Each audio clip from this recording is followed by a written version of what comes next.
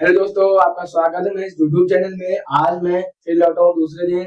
आज मैं आपको बताऊंगा मैथ के बेसिक कॉन्सेप्ट चैप्टर सरकमफ्रेंस और सर्किल। आपने बहुत पढ़ा होगा सरकमफ्रेंस सर्किल के बारे में, पर आपने कभी ये नहीं सोचा होगा कि पाई क्या होता है या पाई की वैल्यू 3.14 क्यों होती है।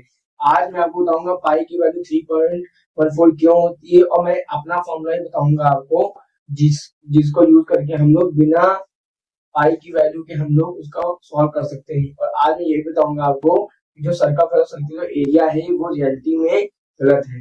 चलिए आइए शुरू करते हैं दोस्तों, लेकिन शुरू करने से पहले लाइक सब्सक्राइब जरूर कर दीजिएगा दोस्तों। देखिए चलिए बताते हैं। देखिए सर्कमफ्रेंस सर्किल क्या होता है।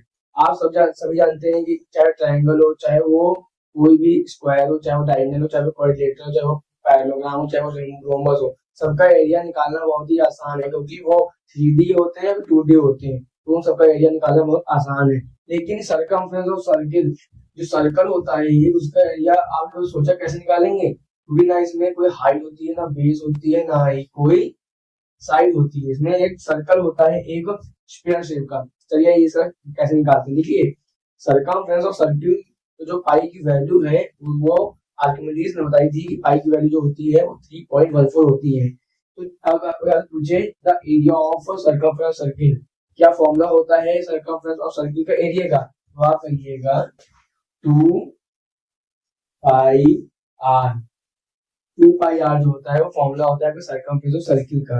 अब मान लीजिए इसका रेडियस मैंने माना 2 सेंटीमीटर, तो इसको रखते हैं 2 इंटू पाई की वैल्यू होती है 3.14 इंटू रेडियस का आपका 2 है, तो आपका आंसर आएगा 12.56।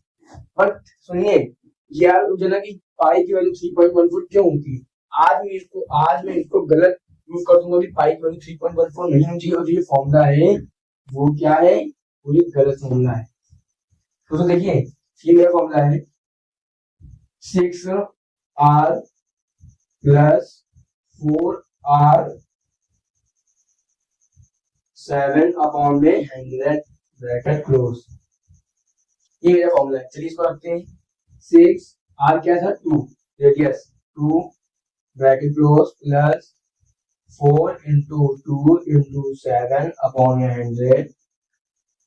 अब 12 ब्रैकेट में, फिर 12 ब्रैकेट में उसके बाद 56.56।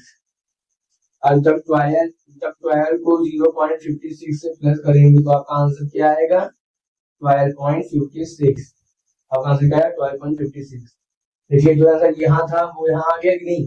पर अगर आप इस क्वेश्चन भी लिखेंगे या इस फॉर्मूले जो मैं उतारा है उसको नोट जरूर कर लीजिएगा। और मैं ये कहूंगा कि इस फॉर्मूला है मेरा, इस फॉर्मूले को आप कभी आप ये भी सोच सकते हैं, आप ये फॉर्मूला सॉल्व करेंगे तो आएगा नहीं। जैसे देखिए 6 आ रहा है, ये 4 आ रहा है, तो 7 4 जा 28। चलिए आपको अच्छी समझाते हैं, ये आपने नोट कर लिया। देखिए 6r मतलब रेडियस प्लस 4r 7 और 100। ये क्या है 6 क्या है 6 मतलब क्या है 6। देखिए 4 इंटू 7 हो जाए 28 अपॉन 100 28 अपॉन 100। अब देखिए इसको डिवाइड करेंगे, ये बस 6 आर अलग रखा, आर बाद में निकालेंगे। आर तो जो एरिया होगा जो सर्किल जैसा भी निकालो, 7 का निकालना है 2 का, वो तो उसके हिसाब निकालेंगे, पर इसको समझिए पहले। अब 6.28 आंसर आपका आ गया। अब देखिए ये 2 पाई आर था, तो इसमें भी क्या दिया गया था 3 इंटू 3.14 इंटू आर मान लिया। तो 2 अगर 2 को 3.14 से मल्टीप्लाई करेंगे तो क्या आएगा 6.28। तो आप कहेंगे कि ये फॉर्मूला है वो इसका इक्वल है, राइट। हाँ मैं भी कहूंगा कि ये फॉर्मूला जो है मेरे फॉर्मूला वो भी इसके इस फॉर्मूले के इक्वल है, इसके इक्वल है। बट आज ये माइंडसेट किया कि मैंने 6 रखा या 7 रखा या 4 रखा, क्यों आया। आप पूछेंगे, फिर आप कहेंगे ये तो 7 का 28, आप 28 रहने के लिए 7 का 4 रखा, फिर आप यहाँ 6 रख दिया। देखिए नहीं, अगर आप ध्यान सोचिए समझ के, तो आप ये सोचिए कि हमने यहाँ 7 4 और 6 क्यों नहीं रखा। यहाँ पे हम 3, यहाँ हम 6 क्यों रखा, यहाँ हमने 7 4 क्यों रखा। अगर 28 लाना होता ध्यान दीजिएगा, अगर 28 लाना होता तो क्या करते हैं, 20 लाने के बहुत तरीके हैं, जैसे कि 14 14 को 28 कर देते हैं, 14 को 28 कर देते हैं। तो मैंने 7 और 4 क्यों रखा, चलिए बताते हैं। देखिए 7 और 4 मैंने इसलिए रखा क्योंकि मैं इस फॉर्मूले को गलत प्रूव करने वाला हूँ, क्योंकि ये 2 बाई यहाँ जो वैल्यू है वो किसी ऐसे शेप की वैल्यू है, जो ऐसे सब किसी ऐसे शेप किसी ऐसे स्ट्रक्चर की वैल्यू है जिसमें 7 7 4 और 6 साइड का उपयोग होता है। जैसे 7 4 11 और 11 6 18, वो ऐसी वैल्यू है जिसमें टोटल 18 साइड्स हो सकती है।